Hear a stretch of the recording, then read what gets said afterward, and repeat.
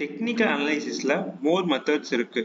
Price action, SMC, Elliott wave theory, ICT concepts அப்படின்னு சொல்லிட்டு நிறைய மெத்தட் இருக்கு. பட் அதுல நம்ம எஸ்எம்சி கான்செப்ட், அதாவது ஸ்மார்ட் மணி கான்செப்ட் யூஸ் பண்ண போறோம். எஸ்எம்சி மெத்தட் தான் நம்ம படிக்க போற, நம்ம லேர்ன் பண்ண போற டெக்னிக்கல் மெத்தட். ஓகேங்களா? இப்போ இந்த எஸ்எம்சி மெத்தட் பார்க்கறதுக்கு முன்னாடி இங்க நமக்கு நார்மலா இப்போ சார்ட்டை பார்க்குறோம், ஒரு ப்ரைஸ் பார்க்குறோம் அப்படின்னா இங்க நிறைய ஒரு ஃபார்மேஷன் இருக்கா. இது பேர் என்னன்னு சொல்லுவாங்கன்னா கேண்டில்ஸ்ன்னு சொல்லுவாங்க. இந்த கேண்டில்ஸ் ஏன் ஃபார்ம் ஆயிருக்கு, இந்த மாதிரி ஏன் கோட்லாம் வச்சிருக்குன்றதை இப்போ நம்ம பார்ப்போம். இப்போ அதுக்கு முன்னாடி மார்க்கெட்ல ரெண்டே டைப் ஆஃப் கேண்டில்ஸ் தான் இருக்கு. கேண்டில் ஸ்டிக் நோட் பண்ணிக்கங்க. ரெண்டே டைப் தான். அது என்ன டைப்னா bullish candle, bearish candle.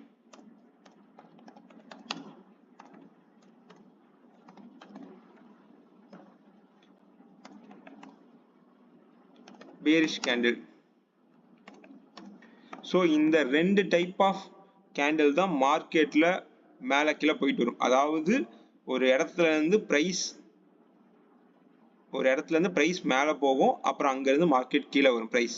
So மேலே போச்சுன்னா அது புல்லிஷ் கேண்டில், கீழே வந்துச்சுன்னா பேரிஷ் கேண்டில். நீங்கள் நார்மலாக உங்கள் சார்ட்டில் ரெட் அண்ட் க்ரீனில் பார்ப்பீங்க. சார், க்ரீன் அண்ட் ரெட்டில். க்ரீன் கலர் கேண்டில்லாம் மார்க்கெட் மேலே போகும், ரெட் கலர் கேண்டில்லாம் மார்க்கெட் கீழே வரும். அந்த கேண்டில் ஏன் ஃபார்ம் ஆகுது, எப்படி ஃபார்ம் ஆகுதுன்றதை இப்போ பார்த்துருவோம். இப்போ நார்மலாக நீங்கள் பார்க்கும்போது இப்போ க்ரீன் கலர் கேண்டில் இருக்குது அப்படின்னா நம்ம க்ரீன் கலர் கேண்டில் போயிடுவோமா? ஓகே. இப்போ க்ரீன் கலர் கேண்டில் இருக்கும், அது கூட இந்த மாதிரி ஒரு கோடு மாதிரி இருக்கும். மேலே ஒரு கோடு இருக்கும், ப்ளஸ் கீழே ஒரு கோடு இருக்கும். ஃபர்ஸ்ட் திங், இது க்ரீன் கலர் கேண்டில் அப்படின்னா மார்க்கெட் கீழே இருந்து மேலே போக போகுதுன்னு அர்த்தம். அதாவது கீழே ஓப்பன் ஆகி கீழே இருந்து மேலே போகுது. ஓகேங்களா? ஃபர்ஸ்ட் திங், இதை வந்து நம்ம பாடின்னு சொல்லுவோம். இந்த ரெக்டாங்கிளா இருக்கா? ஸோ இந்த போர்ஷனை நம்ம பாடின்னு சொல்லுவோம். இது கீழே இந்த கோடையும் மேலே இருக்க கோடையும் விக்குன்னு சொல்லுவோம். ஸோ மார்க்கெட்ல ஒரு புல்லிஷ் கேண்டில், இது என்ன கேண்டில்? Bullish candle. அப்போ கீழே ஓப்பன் ஆகி மார்க்கெட் மேலே போகுது. அப்போனா இந்த ப்ரைஸ் வந்துட்டு ஓப்பன் ப்ரைஸ். மார்க்கெட் கீழே ஓப்பன் ஆகிற ப்ரைஸ் இது ஓப்பன். இது வந்துட்டு ஓப்பன் ப்ரைஸ். ஏன்னா இங்கே தான் மார்க்கெட் ஓப்பன் ஆகிருக்கு. இந்த இடத்துல மார்க்கெட் ஓப்பன் ஆகி இங்கே க்ளோஸ் ஆகும். அப்போ மார்க்கெட் எந்த இடத்துல க்ளோஸ் ஆகிருக்குன்னா கரெக்டாக இந்த இடத்துல க்ளோஸ் ஆகிருக்கு. அப்போ அதை என்னன்னு சொல்லுவோம்னா க்ளோஸ் ப்ரைஸ்ன்னு சொல்லுவோம். மார்க்கெட்டோட க்ளோசிங் ப்ரைஸ், க்ளோஸ் ப்ரைஸ். இது இந்த கேண்டிலோடைய ஓப்பன், அதாவது மார்க்கெட் இங்கே ஓப்பன் ஆகி இங்கே க்ளோஸ் ஆகிருக்கு. அப்புறம் எதுக்கு இந்த கோடு மாதிரி இருக்கு? அப்போ அந்த கோடை நம்ம என்னன்னு சொல்லுவோம்னா விக்குன்னு சொல்லுவோம். இந்த லைனை விக். ஸோ இந்த விக்குக்கு இங்கே புல்லிஷ் கேண்டில்னா மார்க்கெட் கீழே இருந்து ஓப்பன் ஆகி மேலே போய் க்ளோஸ் ஆகிருக்கு. அப்போ இந்த பாயிண்ட்டை வந்துட்டு நம்ம லோ பாயிண்ட்னு சொல்லுவோம். லோன்னு சொல்லுவோம். இதுக்கு மேலே இருக்கிற இந்த பாயிண்ட்டை, அதாவது இந்த பாயிண்ட் என்ன ப்ரைஸில் இருக்கோ அதை வந்துட்டு நம்ம ஹை பாயிண்ட்னு சொல்லுவோம். ஸோ மார்க்கெட், அதாவது சிம்பிளாக நான் சொல்கிறேன், இந்த கேண்டில் எப்படி ஃபார்ம் ஆகிருக்கு அப்படின்னா மார்க்கெட்டில் இந்த இடத்துல ஓப்பன் ப்ரைஸ் இருக்கா, இந்த இடத்துல மார்க்கெட் ஓப்பன் ஆகி மேலே போகுது. அதுக்கப்புறம் கீழே வந்து இங்கே இந்த லோ பாயிண்ட்டை வச்சு மறுபடியும் மார்க்கெட் மேலே போய் இங்கே ஹை பாயிண்ட் வச்சு இந்த இடத்துல க்ளோஸ் ஆகிருக்கு. கரெக்டாக இந்த பாயிண்ட் தெரியுதா? ஒரு நிமிஷம். ஸோ மார்க்கெட் இங்கே ஓப்பன் ஆகி லோ வச்சு சரி மேலே போக பார்த்துருக்கு. அதுக்கப்புறம் கீழே ஒரு லோ பாயிண்ட் வச்சு அதுக்கப்புறம் மறுபடியும் மார்க்கெட் மேலே போய் ஹை வச்சு பட் க்ளோஸ் ஆனது கொஞ்சம் கீழே தள்ளி இப்படி க்ளோஸ் ஆகிருக்கு. ஸோ இதுதான் நம்ம மார்க்கெட் ஒரு கேண்டிலோடைய மூவ்மெண்ட். இப்படி தான் இருக்கும். புல்லிஷ் கேண்டில் அப்படின்னா மேலே போகிற கேண்டில் இப்படி தான் இருக்கும். அதாவது ஓப்பன் ப்ரைஸும் க்ளோஸ் ப்ரைஸும் இப்படி தான் இருக்கும். இப்படி தான் மார்க்கெட் ஓப்பன் ஆகி இப்படி க்ளோஸ் ஆகும். ஓகேவா? இது புல்லிஷ் கேண்டிலுக்கான எக்ஸாம்பிள். இதே நம்ம பியரிஷ் கேண்டில் அப்படின்னா நமக்கு மார்க்கெட் கீழே வருதுன்னு அர்த்தம். அப்போ பியரிஷ் கேண்டில்னா நம்ம ரெட் கலர் கேண்டில், மார்க்கெட் கீழே வருது அப்படின்னா அப்போ அந்த ரெட் கலர் கேண்டில் நம்ம கலர் ரெட்டாக சேஞ்ச் பண்ணிப்போம். ஸோ ரெட் கலர் கேண்டில் அப்படின்னா ரெட் கலர் கேண்டில் என்ன இருக்கும்? நமக்கு விக் இருக்குமா? ஏன்னா மார்க்கெட்ல எல்லா கேண்டிலுமே இந்த விக்கு ஃபார்ம் பண்ணி தான் வரும்.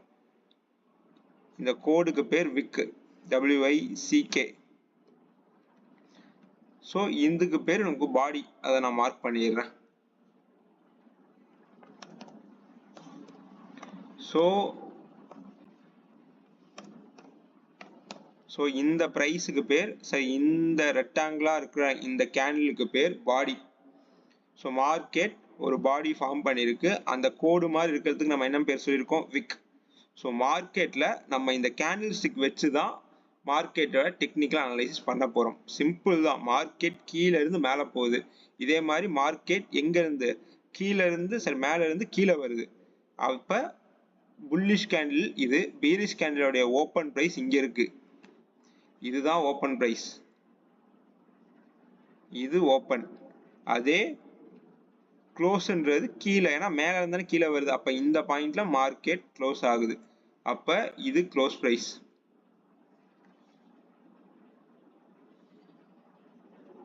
அதே தான் ஹை லோ எதுவும் மாறப்போறதில்ல, இதுதான் ஹை பாயிண்ட். புல்லிஷ் கேண்டிலுக்கும் மேலே இருக்கிறதா ஹை, பீரிஷ் கேண்டிலுக்கும் மேலே இருக்கிறதா ஹை, இது லோ பாயிண்ட்.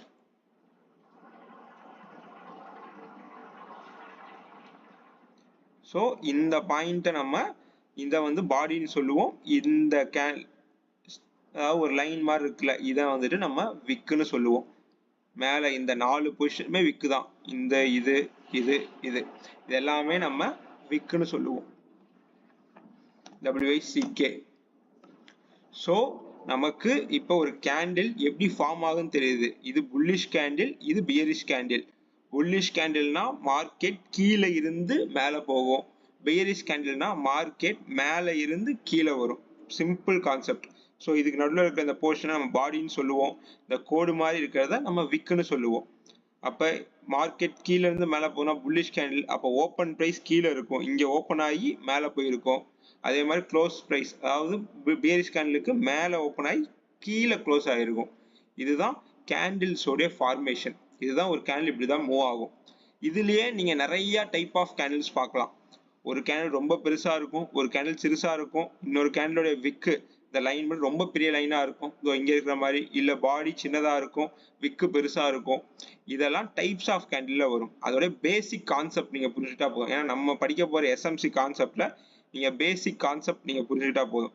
ஏன்னா மார்க்கெட்டில் more number of candles form ஆகும், மோர் கேண்டில்ஸ்.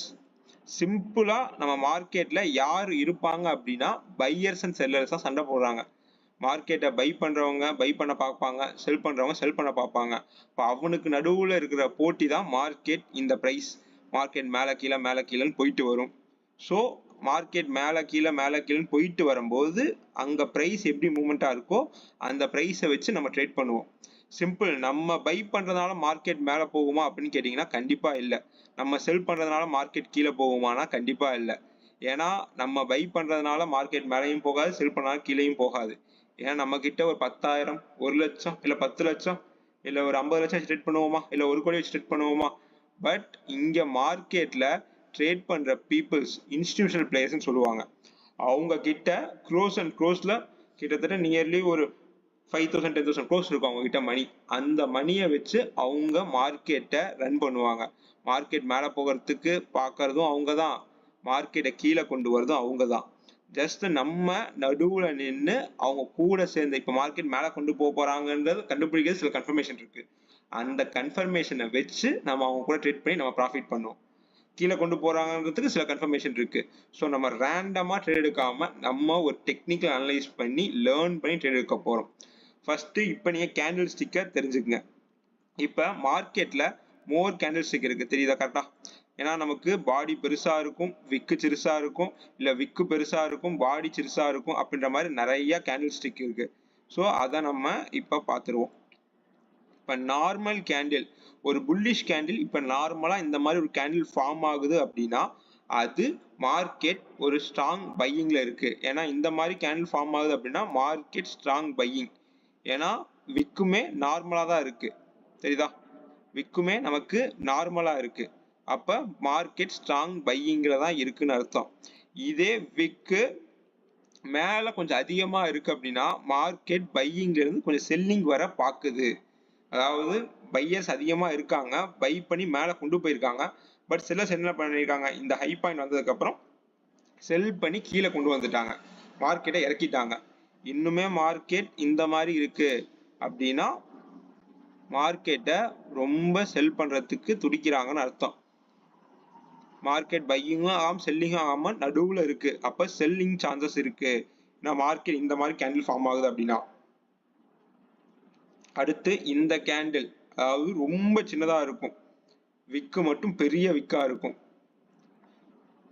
இந்த மாதிரி விக்கு இருக்கு, இந்த மாதிரி கேண்டில் ஃபார்ம் ஆகுது அப்படின்னா மார்க்கெட்ல செல்லிங் ஆக போகுதுன்னு அர்த்தம். பிகாஸ் மார்க்கெட்ல பையிங்க்கு நமக்கு அதிக பர்சன்டேஜ் மார்க்கெட்டர்ஸ் பை பண்ணியிருக்காங்க ஃபுல்லா. பட் இருந்தாலுமே பையர்ஸை விட செல்லர்ஸ் அதிகமா இருக்கும்போது செல்லிங் ஆகுது. அப்ப மார்க்கெட் இங்க வரைக்கும் பை ஆகி மறுபடியும் இங்க வந்து க்ளோஸ் ஆயிருக்கு, அப்ப செல்லிங் வர சான்சஸ் இருக்கு. அதாவது நம்ம கேண்டில் ஸ்டிக்கை மட்டும் வச்சு ட்ரேட் பண்ண மாட்டோம். டெக்னிக்கல் அனலைசிஸ் பண்றது கேண்டில் ஸ்டிக்கை மட்டும் வச்சு பண்ண போறது. பட் இது பேசிக் கான்செப்ட். ஏன்னா நமக்கு கேண்டில் ஸ்டிக் நிறைய ஃபார்மேஷன்ல இருக்கும். ஸோ அந்த பேசிக் கான்செப்ட் நீங்க புரிஞ்சுக்கங்க. இதுக்கு அப்படியே ஆப்போசிட் தான் நமக்கு செல்லிங் கேண்டில். அதாவது நமக்கு மார்க்கெட்ல செல்ல இருக்காங்க, இதெல்லாம் புல்லிஷ் கேண்டில். கரெக்டா, இது எல்லாமே பச்சை கலர்ல இருக்கு அப்படின்னா, கிரீன் கலர்ல இருக்கு அப்படின்னா மார்க்கெட் பையிங்ல இருக்கும்போது வர கேண்டில்ஸ். இதே ரெட் கலர் இருக்கு அப்படின்னா செல்லிங்ல, பியரிஷ் கேண்டில்ஸும் இதே மாதிரி தான் இருக்கும். மார்க்கெட் செல் பண்ண பார்க்கும்போது நமக்கு பையர்ஸ் அதிகமானாங்க அப்படின்னா நமக்கு மார்க்கெட் என்ன ஆக ஆரம்பிச்சிடும், பை ஆக ஆரம்பிச்சிடும். ஸோ இதே தான் நமக்கும் நடக்கும். இந்த மாதிரி ஒரு ஸ்ட்ராங்கா ஒரு ரெட் கலர் கேண்டில் வருதுன்னா அப்ப செல்லிங்க்கு இருக்காங்க, செல்லர்ஸ் அதிகமா இருக்காங்கன்னு அர்த்தம். அதுவே ஒரு கேண்டில் இப்படி ஃபார்ம் ஆகி விக்கு மட்டும் பெரிய விக்கா வச்சு பாடி சின்னதா இருக்குன்னாவே நீங்க யோசிக்கணும் அது என்ன கலர் கேண்டிலா இருக்கு. ஸோ அப்போ அதுக்கு ஆப்போசிட்டா போக சான்சஸ் இருக்கு அப்படின்ற மாதிரி யோசிக்கணும். பட் இது மட்டும் 100% இப்படி இதை வச்சு மட்டும் நம்ம ட்ரேட் பண்ண கூடாது.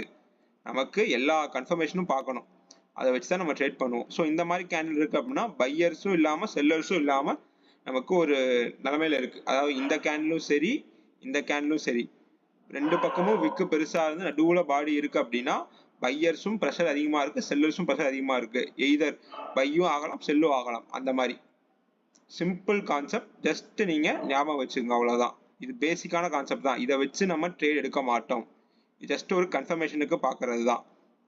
ஸோ இங்க இந்த மாதிரி கேண்டில் இருக்கு அப்படின்னா அப்ப நமக்கு செல்லர்ஸ் கம்மியாகி பையர்ஸ் அதிகமா போறாங்கன்னு அர்த்தம். ஏன்னா மார்க்கெட் இது வரைக்கும் செல்லாக பார்த்து அதுக்கப்புறம் இந்த அளவுக்கு வந்து மறுபடியும் பை ஆயிருச்சு. அப்ப இங்க இருந்து மார்க்கெட் பையாக ப்ராபபிலிட்டி இருக்கு. ஏன்னா ஏற்கனவே சொல்லியிருக்கேன், trading is a probability game. நம்ம ப்ராபபிலிட்டி படி தான் ட்ரேட் பண்ணுமே தவிர, டெக்னிக்கல் அனலைஸ் படி தான் ட்ரேட் பண்ணுமே தவிர நம்ம அஸ்யூம் பண்ணக்கூடாது ஓகே கேண்டில் இப்படி ஃபார்ம் ஆயிருக்கு அப்ப இங்க செல் தான் ஆகும், செல் போகக்கூடாது. கேண்டில் இப்படி ஃபார்ம் ஆயிருக்கு பை தான் ஆகும், பை போகக்கூடாது. ஸோ மார்க்கெட்ன்றது பையர்ஸ் அண்ட் செல்லர்ஸ், பையர்ஸ் அதிகமா இருப்பாங்க செல்லர்ஸ் அதிகமா இருப்பாங்க. அப்ப இந்த கரண்ட் ட்ரெண்ட்ல யார் அதிகமா இருக்காங்களோ அவங்க அதுல ஜெயிச்சு அதுக்கேற்ற மாதிரி மார்க்கெட் மூவ் ஆகும். அதுதான் கான்செப்ட். அதுல இந்த மாதிரி கேண்டில் ஸ்டிக் வருதுன்னா நீங்க ஒரு பேசிக் ஒரு நாலேஜ் வந்துடணும். ஓகே இந்த மாதிரி கேண்டில் இருக்கு அப்ப பையர்ஸ் வீக்கா இருக்காங்க செல்லர்ஸ் வீக்கா இருக்காங்க அப்படின்றது தெரிஞ்சிடணும். ஓகேவா? இப்ப நம்ம படிக்கக்கூடிய கான்செப்ட்ன்றது சிம்பிளா நான் சொல்றேன். அதாவது இந்த பையர்ஸ் அண்ட் செல்லர்ஸ் நான் சொல்ல வர கான்செப்ட் எல்லாமே இன்ஸ்டிடியூஷனல் ட்ரேடர்ஸ் தான். பையர்ஸும் இன்ஸ்டிடியூஷனல் ட்ரேடர்ஸ் தான், செல்லர்ஸும் இன்ஸ்டிடியூஷனல் ட்ரேடர்ஸ் தான். அதாவது சிம்பிளா சொல்லணும்னா மார்க்கெட் பை இங்க செல் ஆகும், மறுபடியும் பை மறுபடியும் செல், மறுபடியும் பை மறுபடியும் செல், மறுபடியும் பை மறுபடியும் செல். இந்த மாதிரி மார்க்கெட் பை அண்ட் செல் ஆகிட்டே இருக்கும். ஒரு குறிப்பிட்ட டைம்ல மார்க்கெட் நல்லா பை ஆகும். அப்ப நல்லா பை ஆகும்போது இந்த இடத்துல செல் பண்ண பாயிண்ட் எல்லாமே லாஸ்ட்ல இருக்கும், அதாவது நெகட்டிவா இருக்கும். ஏன்னா செல் பண்றாங்க அப்படின்னா இங்க செல் பண்ணாங்கன்னா இதுக்கு கீழே போகும்போது ப்ராஃபிட் வரும், அது அப்படியே மேல போயிடுச்சுன்னா லாஸா இருக்கும், மைனஸ்ல இருக்கும். உடனே மார்க்கெட் இந்த மைனஸ் ஆனதெல்லாம் க்ளோஸ் பண்ணிடுவாங்களா அப்படின்னா கண்டிப்பா இல்ல. அதாவது இந்த ட்ரேட் பண்றது எல்லாமே யார், இன்ஸ்டிடியூஷனல் ட்ரேடர்ஸ். அவங்க என்ன பண்ணுவாங்க அப்படின்னா இங்க இருந்து மறுபடியும் மார்க்கெட்டை கீழே கொண்டு வந்து இங்க செல் பண்ண எல்லா பாயிண்டையும் இந்த இடத்த ப்ராஃபிட் ஆக்கி இங்க ஒரு ஜோன்ல அங்க இருந்து பை ஆயிரும். ஸோ நம்ம இந்த மாதிரி ஸ்டேட்ல நம்ம ட்ரேட் பண்ணக்கூடாது. இந்த மாதிரி ஒரு ஜோன் இருக்கு அப்படின்னா நம்ம அமைதியா காத்துட்டு இருப்போம் நமக்கான ஜோன் வர வரைக்கும். ஓகே நம்ம அதாவது இன்ஸ்டிடியூஷனல் ட்ரேடர்ஸ் எந்த இடத்துல அக்ரெசிவா பை பண்ண போறாங்க எந்த இடத்துல அக்ரெசிவா செல் பண்ண போறாங்கன்றது தெரிஞ்சு நம்ம வெயிட் பண்ணி அங்க ட்ரேட் எடுப்போம்.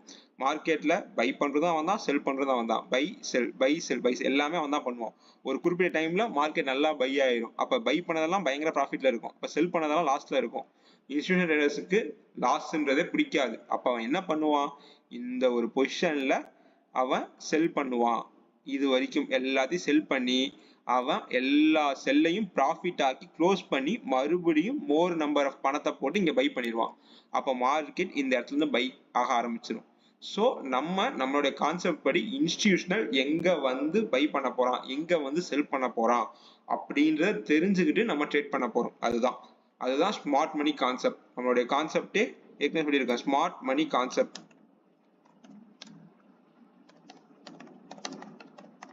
ஸோ இந்த ஸ்மார்ட் மணி கான்செப்ட்ன்றது இதுதான்.